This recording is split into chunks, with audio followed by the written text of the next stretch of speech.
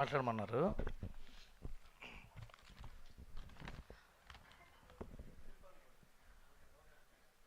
పాపం ప్రతాప్ ఒక out and out entertainer. I swear teaser ముందు నుంచే చక్కటి వైబ్ వచ్చింది సినిమాకి. వైబ్ వచ్చింది, వైబ్. ఇప్పుడు మొత్తం ఇలాంటి సినిమా తిరువీరు లాంటి టాలెంటెడ్ యాక్టర్ చేయడం, టాలెంటెడ్ యాక్టర్ పట్టడం చాలా హ్యాపీగా ఉంది. ఈ సినిమాకి ట్రేడ్లో ఉన్న క్రేజ్ చూస్తుంటే పిచ్చెక్కిపోతుంది. ఐఎమ్ నాట్ జోకింగ్, నిజంగానే. అసలు ఈ సినిమా ఎలా తీశారో తెలియదు, కానీ ఏం తీశారో తెలియదు, కానీ ఈ సినిమా రీమేక్ రైట్స్ ఇప్పించమని ప్రతి ఇండస్ట్రీ నుంచి నాకు ఫోన్లు, కాల్స్, ఒకటే గొడవ. టైటిల్ రిజిస్ట్రేషన్ చేసుకున్నాను సార్, జస్ట్ మీరు రైట్స్ ఇప్పిస్తే చాలు అంటున్నారయ్యా.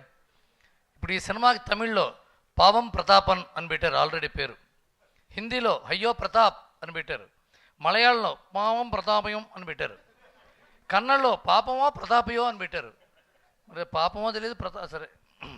మన ఈటీవీ వాళ్ళు రిలీజ్ చేసిన తర్వాత అమ్మితే ఎక్కువ వస్తుందని తెలుసుగా. ఇంక ఈటీవీ వాళ్ళ సంగతి టైట్గా సూపర్ హిట్ బ్లాక్ బస్టర్లు కొడుతుంటారు, వాళ్ళ స్ట్రాటజీ వేరేగా ఉంటుంది. ఒకవేళ ఈ సినిమా రైట్స్ రీమేక్ రైట్స్ అమ్మితే మాత్రం ఈటీవీ వాళ్ళందరూ చేతులు ఎత్తండమ్మా, ఈ రీమేక్ రైట్స్కి కో ప్రొడ్యూసర్ నేనే అవుతా, ఓకేనా? ఇకపోతే నా సోదరు నేను చెప్పుకుంటా. అల్లరి నరేష్ గారు ఏ సినిమాకి ఫంక్షన్కి వచ్చినా చాలా మంచి శకునం. నాని గారి స్టార్టింగ్లో, మనోజ్ మంచు గారి స్టార్టింగ్లో, వరుణ్ సందేశ్, అందరికీ ఆయన చాలా మంచిగా ఫ్రెండ్లీగా ఉంటే, అందరితో క్లోజ్గా ఉంటే అందరిని ఎంకరేజ్ చేసేవారు ఆయన. ఇవాళ తిరువూరు ఫంక్షన్ రావటం తిరువూరికి చాలా మంచి శకునం ఇది. థ్యాంక్ యూ నరేష్ గారు, మీరు అడగంగానే వచ్చారు, థ్యాంక్ యూ సో మచ్.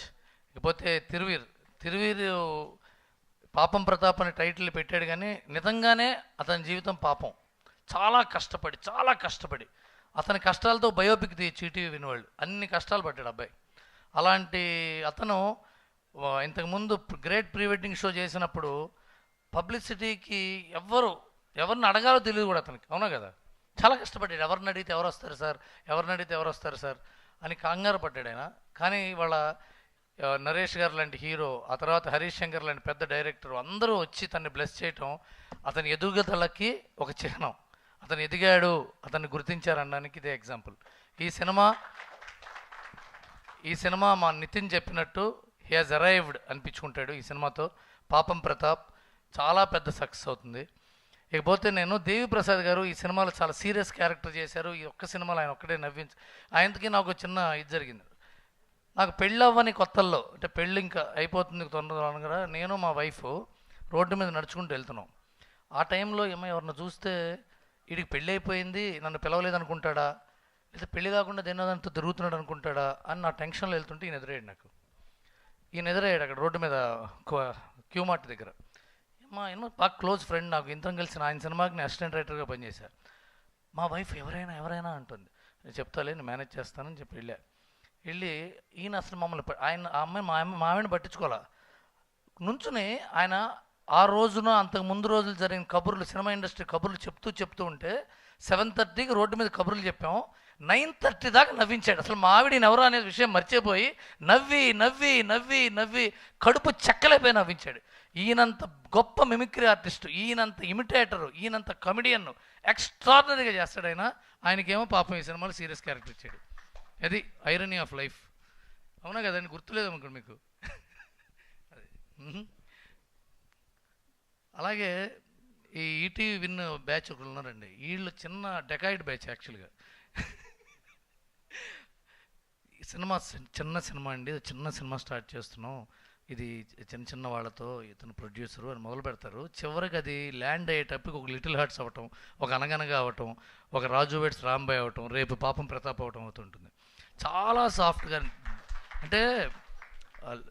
అంటే గ్రౌండెడ్ పీపుల్ అనిపించుకోవడానికి అది ఈటీవీ సంస్కారం.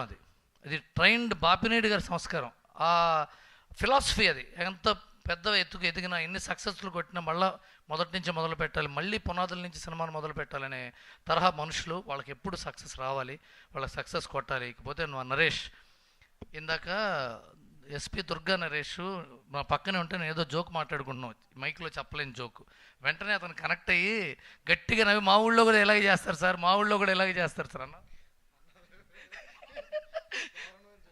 ఆ, దారుణం జోక్ కాదు, అది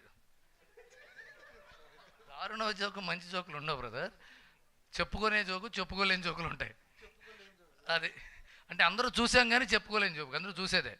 అంటే ఎందుకు చెప్తున్నానంటే ఆ జోక్ కనెక్టెడ్ అంటే ఇతనికి ఎంత సెన్స్ ఆఫ్ హ్యూమర్ ఉంది, ఎంత చూసాడు లైఫ్లో అని అర్థమైపోయింది. ఇతను చాలా పెద్ద సక్సెస్ కొడతాడు. మీ అమ్మ నాన్న పేరుకి నిలబెడతావు. God bless you. All the best, all the best Radhakrishna garu. ఈ సినిమాతో మళ్ళీ ఇంకో గోదావరి లాంటి పాట మాకు ఇస్తారని బెస్ట్ చేసుకుంటున్నాను. God bless you sir. All the best Papam Pratap. Watch in theaters from 17th April. 99 రూపాయలు మాత్రమే. థ్యాంక్ యూ రవి గారు, థ్యాంక్ యూ సో మచ్. ఈయన ఉన్నాడండి, ఈ అజయ్ ఘోష్ గారు ఆయన మహానటుడు, బిజియెస్ట్ యాక్టర్, మహానటుడు. అంటే ఒక్కరోజు శని ఆదివారాల పూట దొరుకుతాడా, సెకండ్ సండే కూడా ఆయనతో పెట్టుకు చూద్దాం. చూడండి ఎంత సింపుల్గా లుంగి కట్టుకుని కబ్బా వేసుకుని ఆ డబ్బు అంతా ఏం చేస్తున్నారో అడగమని ప్రేక్షకులకు నా విజ్ఞప్తి. థ్యాంక్ యూ రవి గారు, thank you so much. And పాపం ప్రతాప్గా మన అందరినీ పలకరించబోతున్నటువంటి మా తిరువీర్